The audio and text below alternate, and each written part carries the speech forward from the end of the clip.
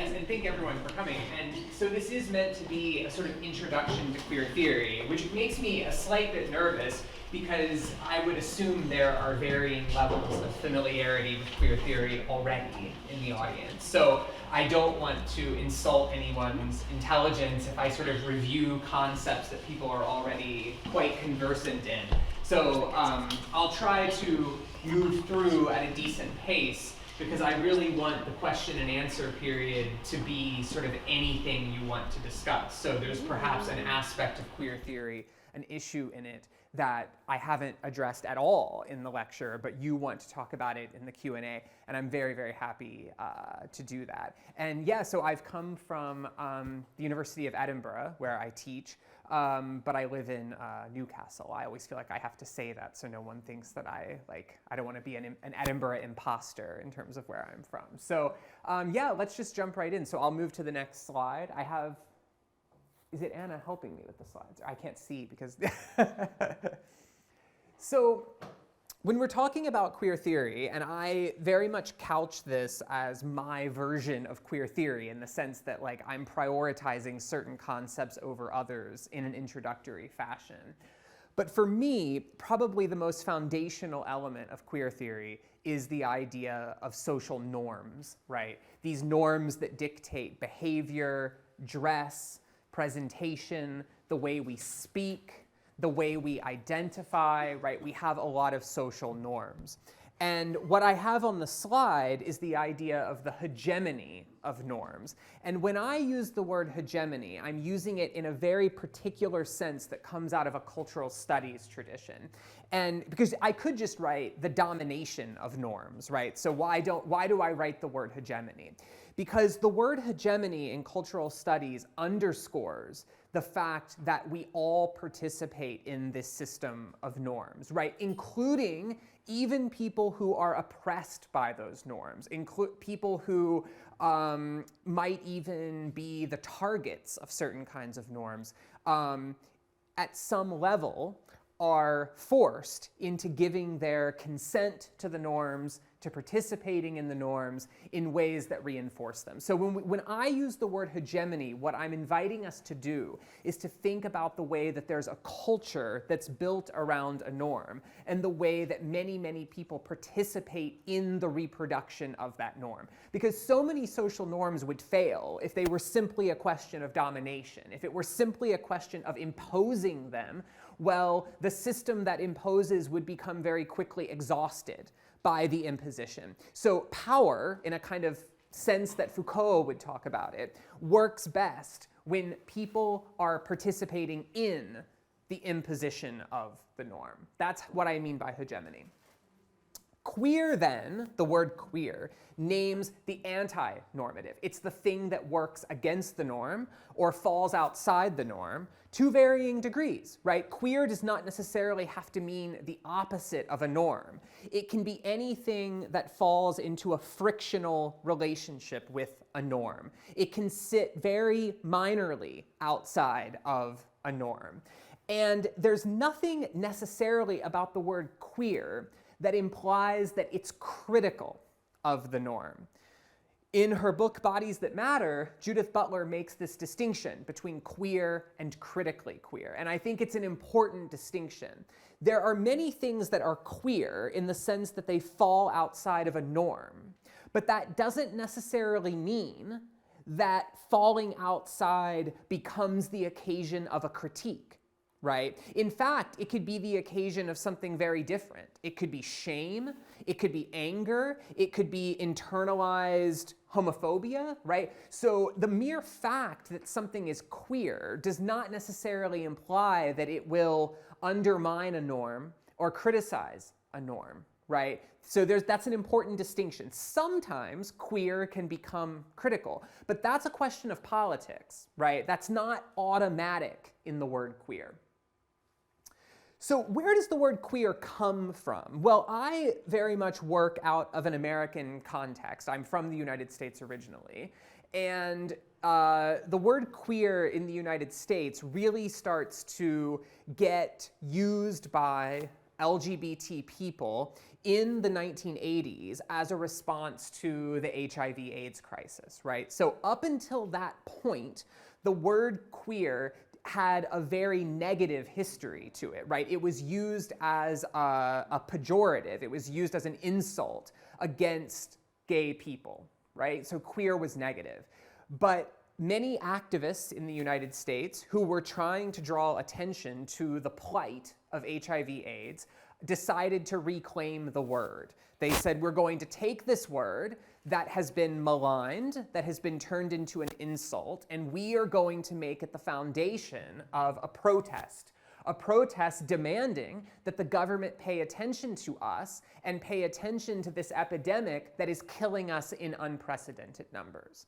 Now, I could do a whole lecture about the history of HIV/AIDS in the United States, but the one thing you need to know about it is that the President of the United States, Ronald Reagan, didn't even utter the words HIV or AIDS until 1987, despite the fact that people had been dying of the disease since at least 1981, right? So 6 years of a massively, exponentially increasing epidemic with gay men, people of color, the primary victims of it, but the government ignored it, right? So there was a high degree of rage and anger, and so we had groups like Queer Nation that formed. We had groups like ACT UP that used the word queer, and they used it to reclaim it. So the idea of the word queer is that it's a term that has been reclaimed, right? It's been turned against its original intention. Its original intention was to individualize and isolate queer people, to make them feel ashamed, to make them feel alone. And in this instance, it has been reclaimed as a foundation of community. So a sense of togetherness. So, right, the opposite of the lonely, individualized, stigmatized self, right? That's what we refer to as resignification, right? A term that has been resignified. It's been made to signify differently. It's also what Michel Foucault, refers to as a reverse discourse, right? When you take something that was intended one way and you change it to something else. There are other words that this has happened to as well, but queer is one of them. One other example of a reverse discourse that's related to this is that in some of my other work, I've studied these 19th century and early 20th century autobiographies written by gay men. And a common theme among them is that they will go to a doctor who is meant to cure them or treat them or diagnose them, right? So this is like a very scary medical thing where they're like, help me, I'm flawed, I desire men. And it's very interesting because in cities in the United States in the late 19th century, most of the doctors who were treating homosexuality formed a reputation. Like you would get a reputation as a doctor who was willing to see homosexual patients because so many were not, right? And so what's interesting is that many gay men actually met each other and found sexual partners like at the doctor's office, right? Foucault also means this by reverse discourse, right? That this institution that's meant to control you, normalize you, and stigmatize you ends up getting reversed and becomes the occasion of your sexual meetings, right? So that's a little example of reverse discourse.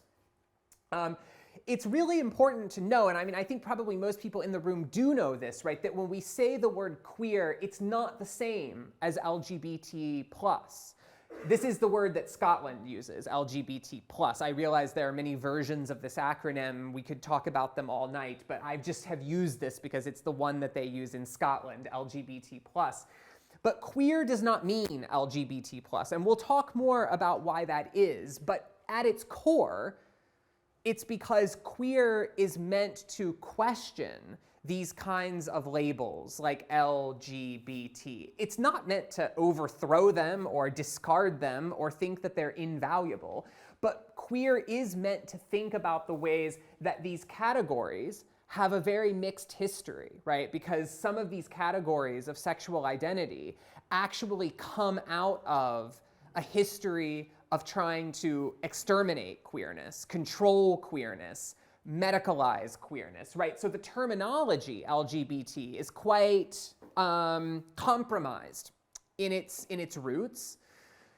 It's also the case that queer theory worries that LGBT can form its own norms, right? That there can become norms of being a gay man, or norms of being a lesbian, or norms of being a trans person that can in themselves become quite disciplinary and worrisome, right? So queer theory is meant to question these labels, these categories, and the norms that can form around them. Therefore, in its roots, queer theory is quite anti-identitarian. In other words, it questions the ways that sexuality gets turned into an identity, and gender too, right? And this is very much tied to the work of Michel Foucault, to his work in the history of sexuality, which some of you have probably read or heard of.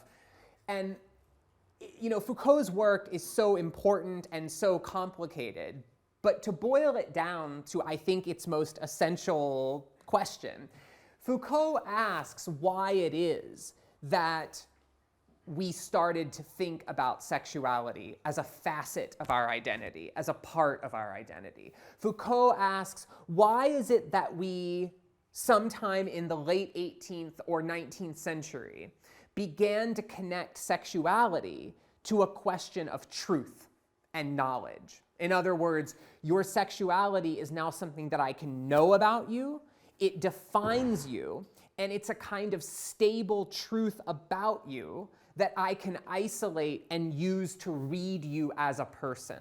So there's this quite historical moment, again, sometime in the late 18th into the 19th century, when sexuality becomes this thing that can be known, this thing that is a truth, this thing that can be isolated and determined about you.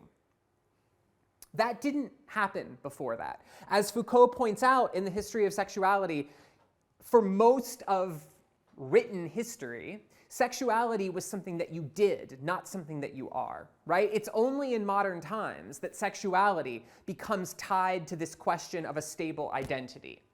So now, for example, someone can say that they're gay or they're lesbian without ever having had sex at all, right? That would have been unthinkable centuries ago. Sex was something that you did, not something that you are. So queer theory is very much about questioning this conversion of sexuality from activity into identity. What queer theory also does, as it's thinking along these anti-identitarian lines, is that it reframes identity as performative. And this is where the work of Judith Butler comes in, right? So I've mentioned Foucault's history of sexuality as a kind of seminal work in queer theory. So too is Judith Butler's book, Gender Trouble, and the books that come after that, Bodies That Matter, Undoing Gender, The Psychic Life of Power, and so on. Butler argues that gender is performative, and I want to take a minute to unpack what she means by that. What does it mean to say that gender is performative? Well, this is actually a term that she borrows from linguistics, right? So in linguistics, a performative is a form of speech that does what it says, okay? A lot of the speech that we use does not do what it says, right? A lot of the speech that we use is description speech. It's representative speech. So I say, today was a sunny day in Athens, or I say, there are roughly 25 or 30 of us assembled in this room. I'm simply describing things as they kind of are. Performative speech is different. It actually brings a new situation into being, right? So if I say to you, I promise you that, that is a performative, because there's no promise until I say it, right? If I say, I beg of you, that's performative, right? If I say, I bet you, that's performative, because there is no bet until I say it. And then in probably the most famous example of a performative, which is the one that linguists use, there's the I now pronounce you man and wife, right? This very heteronormative example of a performative where you, until that moment, you're not man and wife, right? It's like, I now pronounce you man and wife. Now, we could talk all night about linguistics, right? But the reason this is a valuable concept is because it gets us thinking about the ways in which speech produces new realities and words produce new realities, right? And it gets us thinking about the ways in which things that we think are automatic are actually socially constructed. So that when we say gender is performative, what we are then saying is that gender is something that we do, not something that we are, right? And this ties back to my earlier point that I was making about that moment in the 19th century when sexuality gets converted from an activity into an identity. So performativity helps us think about the ways in which gender seems natural, gender seems automatic, at least to some people, but it's actually not. Gender is a series of actions, behaviors, ways of walking, ways of talking, ways of addressing people, certain ways of having sex, certain ways of not having sex, that pile up into what we think of as being a man or being a woman. But there is no being a man or being a woman for queer theory. There's the performance of masculinity and the performance of femininity. Now, a little asterisk here, because many times when people encounter this concept, they make a mistake of saying, oh, well, that then means that gender is voluntary. And that's absolutely not what Judith Butler is saying. She's saying that gender is performative, but it is also compulsory. In other words, you are made to perform gender in particular ways. And it's precisely because you're compelled to do it and do it over and over and over again that it, for many people, can come to feel like a habit, or it can come to feel natural. But just because something feels natural doesn't mean that it is, right? So for Butler, the idea of a stable natural gender is actually a retroactive construction. It's through doing it so much across time that you come to believe that it was always there at the beginning, permanent, unbudgeable, essential. But actually, no. Gender only has life through the repeated performance that we are made to make of it. What that then means is that all gender is a kind of drag for Butler. All gender is a kind of imitation. And what are you imitating? You're imitating those norms that we started with at the beginning of this slide, right? We're all imitating gender norms. If you ever go to a drag show, you might say, well, there's a drag queen or there's a drag king, and part of what Butler is getting us to think about is the ways in which we are all, at some level, drag queens and drag kings. We're all imitating social norms. Some of us might feel more comfortable in those norms. Some of us might feel more comfortable embodying some of those norms, but we're all imitating the norms. And whenever you encounter this word drag in queer theory, I want you to think of it in two ways. One is in terms of the practice of it, right? Like the drag queen performing on the stage, but also in that sense of dragging along behind you. Because what the word is meant to imply in queer theory is that gender has a history, and that we're dragging that history behind us in particular ways. For some of us, that might not at all be a difficult idea to wrap our heads around. In other words, when it takes the form of like, you need to be the same kind of woman your mother was, or you need to be the same kind of man your dad is, right? Where what we're imitating is also a history that we're forced to drag along as a kind of baggage. That sounds depressing. I mean, you could also drag it along as an inspiration, I suppose, right? But in either case, you would be dragging it, right? Queer gets us thinking in a very different way about the relationship between power, repression, and knowledge. I've already said a bit about the knowledge element, because I've said that, there's this moment where sexuality becomes something to know about a person, a truth about them, a stable fact about them, right? But queer also gets us thinking differently about power and repression because, and this is back to Foucault in The History of Sexuality. Foucault says that there's a problem with the way that a lot of people think about power, and it's that power is always being imposed, that it's about domination, and that it's about repression. That here you are, a free-floating, liberated person, but power comes along and clamps down on you and it represses you. It says, thou shalt not, you can't, don't do that. It's the voice of prohibition. Foucault does not deny that power can act like that it can function repressively. But he also insists that power works best when it operates productively, right? So power is productive in Foucault. And what he means by that is that it lies at the very core of the way that we produce ourselves as people in the world. So you say, I am a man, or I am a woman, or I am gay, or I am straight, or I am bi, or whatever you say you are, and you think, I'm expressing myself, I'm saying my true gender identity, I'm saying my true sexuality in some kind of way. But for Foucault, that's where power is actually operating, in the very act of declaring yourself, right? So you say, I am this. And power is already operating, right?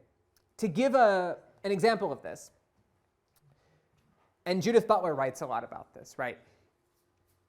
To a large degree, gender is essential for many people to even have like a conversation with someone. You know, you meet someone, you talk to them, and then your friend says to you like, you know, something like, was that a man or a woman? And it's like, well, number one, that's an offensive question. But number two, like, they said a whole lot of things while they were talking. And like, were you even listening to them? Or at some level, were you not even treating that person as a viable individual because you weren't confident of their gender identity, right? So these terms like man, woman, gay, straight, all of these like categories that queer theory asks critical questions of, they come laden or saturated with a lot of assumptions, a lot of norms, a lot of social protocols that are themselves agents of power. So power isn't necessarily the voice that says no. Power can also be the voice that says yes. But in saying yes to that identity, what norms are you being asked to conform to? What norms are you being made to identify as in that act? And I don't want to suggest to you that there's an escape hatch here. I mean, every identity comes with a certain set of expectations and norms. It's not a question necessarily of thinking you can jump out, but it is important to ask critical questions about the ways that these norms and these identities discipline us, and how when we take them on board and we say, yes, I am this, we are participating in what we might think of as a kind of hegemonic arrangement, where we have this kind of consent element to social norms. Okay, next slide.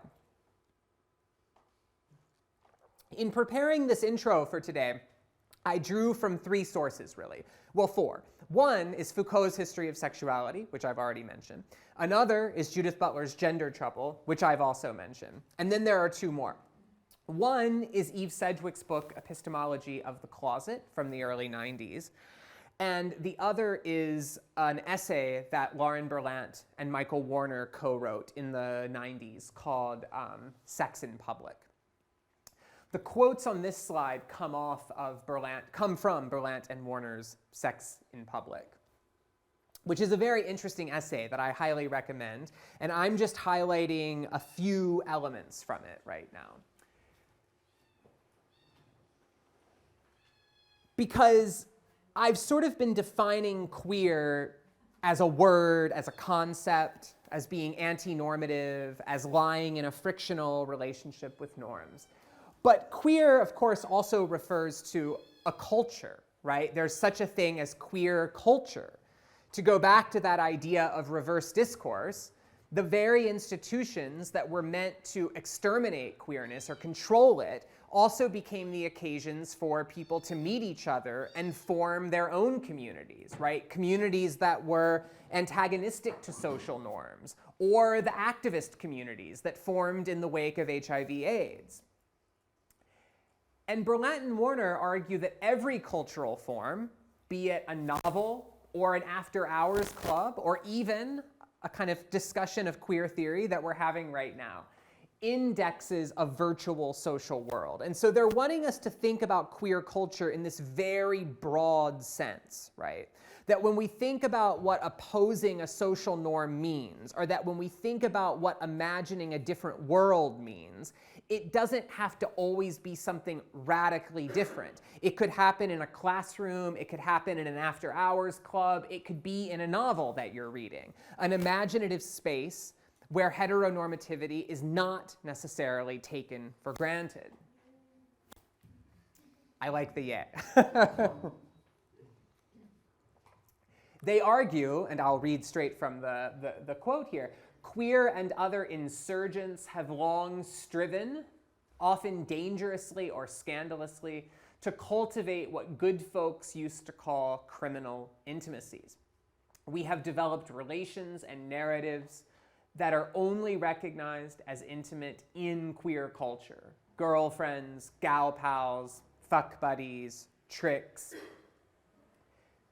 They also refer to these elsewhere in the essay as border intimacies, right? Because part of what they're trying to question is the hegemony of the couple form. And not just the couple form, but the monogamous couple form that's together for all time, that gets married, that acquires property, that builds a fence around that property, that creates a neighborhood watch, that polices out people of color from the neighborhood, right? They're thinking about ways in which heteronormativity becomes this very exclusive, privatized, and walled off relation from the rest of the world.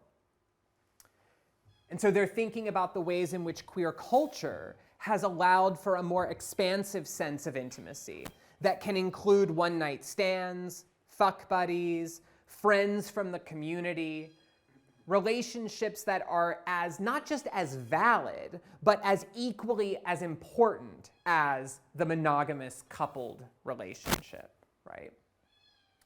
And this then gets wrapped up in, and part of the reason I like this essay is because it's from the early to mid-90s, the mid-90s.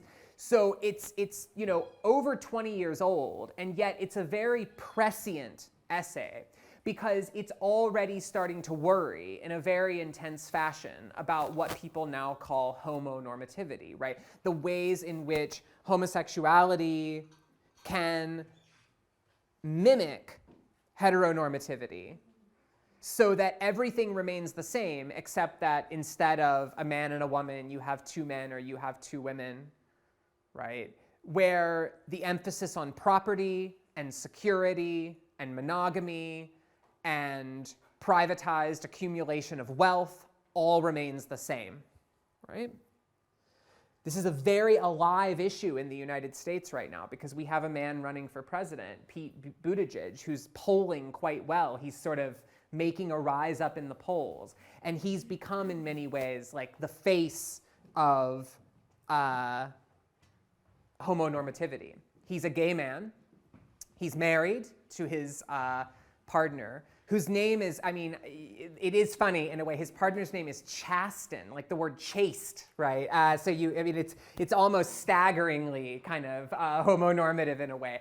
And they both seem like perfectly nice people, like don't get me wrong, right? But Pete Buttigieg could very well become the first gay president of the United States. If he does, hallelujah, it would mean Trump is no longer president. But if he does, yes, you would have the first gay president, but his politics are actually not that far left. He is way to the right politically of someone like Bernie Sanders. He's been very critical of universal health care. He's been very critical of government borrowing to pay for social programs. So his current sort of party line is that we need to cut the debt. So he's kind of become an austerity advocate of sorts, right? But he's a gay man, right? And so people are like, oh, this could be a radical presidency. Well, certainly it would be radical in a way to have a gay man as president. But in terms of the rest of his politics, it's actually quite centrist or even a bit center-right. And this is what homonormativity means. And this is what Berlant and Warner are worried about, that queer culture is a different way of life, and that there is this kind of assimilative impulse where gay people, lesbians are wanting to be just like everyone else, and you lose what's different in queer culture, right? You lose this radical kind of subterranean culture that once existed. They write that making a queer world has required the development of kinds of intimacy that bear no necessary relation to domestic space, to kinship, to the couple form, to property, or to the nation. And this is a really important one too, because they're thinking about the ways in which conforming to heteronormativity gets linked up with being the right kind of citizen, right? And so for them, queer theory should question nationalism every bit as much as it should question monogamy or gender normativity or whatever, right? And they worry too that queer theory or queer culture risks losing this critique of nationalism the more that it pursues assimilation and becomes homonormative.